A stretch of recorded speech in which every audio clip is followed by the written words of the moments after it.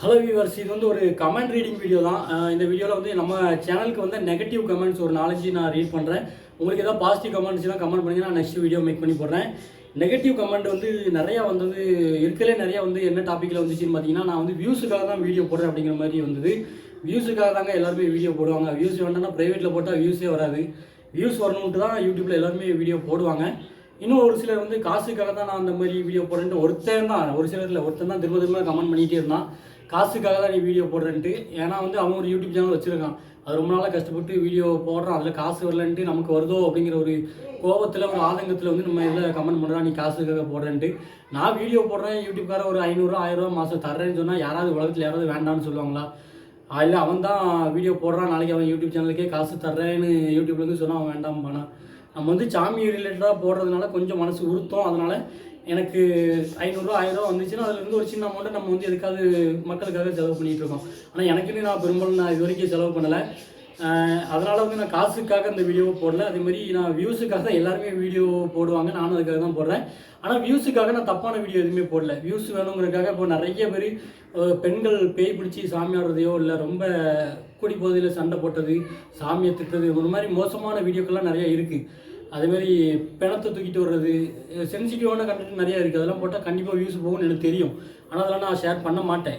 பெண்களோட பாதுகாப்புக்காக ஒரு பெண் ஆஞ்சநேயர் இறங்கி சாமி ஆடுறது, நிறையா உடல் தெரிகிற மாதிரியான நிறையா வியூஸ்லாம், நிறைய வீடியோலாம் வந்து பெண்கள் வந்து சாமி ஆடுறாங்க, அவங்களுக்கு உடம்பு கொஞ்சம் ஒரு மாதிரி தெரிகிற மாதிரி இருக்கும்.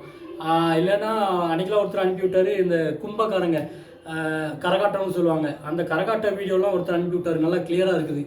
மற்ற எல்லா யூடியூப் சேனல்லையும் பார்த்தீங்கன்னா அந்த கரகாட்டம்லாம் போட்டிருக்காங்க. நான் இன்ன வரைக்கும் ஒரு கரகாட்டம் கூட நான் போடலை. அதுக்கு காரணம் என்னென்னா, நான் வந்து சரியான வீடியோ எது சாமி ரிலேட்டடாக, பக்தி ரிலேட்டடாக மட்டும்தான் போடணுங்கிறக்காக தான் போடுறேனே தவிர, மற்றபடி வியூஸுக்காக அந்த கரகாட்டம்லாம் போட்டேன்னா கண்டிப்பாக வியூஸ் போகும். இப்போ எனக்கு கமெண்ட் பண்ணவொடனே உட்காந்து ஆண்டு ஸ்டார்டிங்லேருந்து எண்டு வரைக்கும் பார்ப்பான். ஆனால் நான் அந்த மாதிரியான வீடியோலாம் நம்ம சேனலில் பெரும்பாலும் பகிர மாட்டேன். அப்புறம் இன்னொரு முக்கியமான இது வந்து, நிறைய பேர் வந்து நீ எல்லாம் தெரிஞ்ச மாதிரி பேசாத, எல்லாம் தெரிஞ்ச மாதிரி பேசாத அப்படின்ட்டு இந்த கமெண்ட் தான் இருக்கையில் எனக்கு தெரிஞ்சு அதிகமாக வந்தது. இந்த நெகட்டிவ் கமெண்ட்டு, எல்லாம் தெரிஞ்ச மாதிரி நான் பேசலை அப்படின்னா, நீங்கள் வந்து எல்லாமே தெரிஞ்சவர், நீங்கள் வந்து எனக்கு சொல்லிக் கொடுக்கலாம்ல, இது இப்படியாது அப்படின்னு நீங்கள் ஏன் சொல்லலை? ஏன்னா சாமி விஷயமா வந்து வீடியோ யாருமே போடுறதே கிடையாது.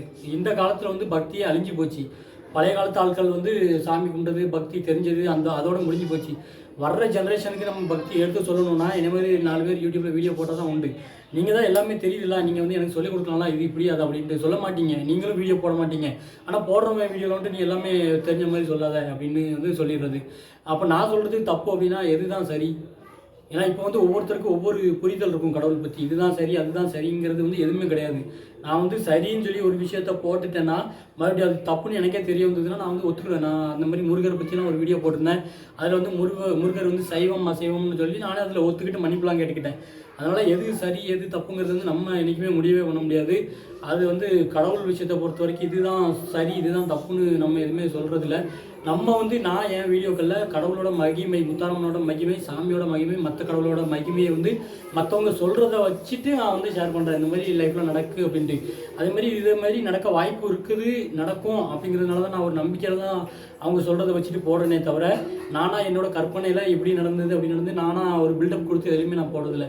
அவங்க எக்ஸாக்டாக என்ன சொல்கிறாங்களோ நான் ஒரு பிட்டு கூட நான் எக்ஸ்ட்ரா ஆட் பண்ண மாட்டேன். நம்ம சப்ஸ்கிரைபர் என்ன சொல்லி நம்மக்கிட்ட வீடியோ அனுப்புகிறாங்களோ அதை மட்டும் தான் நம்ம வந்து ஷேர் பண்ணுறோம். இப்போ ஏதாவது இதில் தப்பு இருந்தது அப்படிங்கிற பட்சத்தில் அவங்க வந்து ஏதாவது போய் சொல்லி என்கிட்ட இல்லாததை நடக்காததை நடந்ததுன்னு சொல்லி நம்மக்கிட்ட அனுப்பி அதை போட்டால் மட்டுமே தான் உண்டே தவிர, நானும் அவங்க வீடியோக்களில் வந்து இப்படி நடந்தது அப்படி நடந்ததுன்னு எக்ஸ்ட்ரா வீட்டை போட்டு நான் சொல்கிறதில்ல.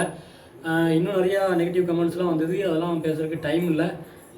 நான் வேறு ஏதாவது உங்களுக்கு கேட்கணும் இல்லை கமெண்ட்ஸ் பண்ணணுன்னா நீங்கள் தாராளமாக பண்ணலாம். முக்கியமான கமெண்ட்டுக்கு மட்டும் நான் ரிப்ளை பண்ணி இந்த மாதிரி அடிக்கடி நான் வீடியோ போடுவேன். தேங்க்யூ ஃபார் வாட்சிங்.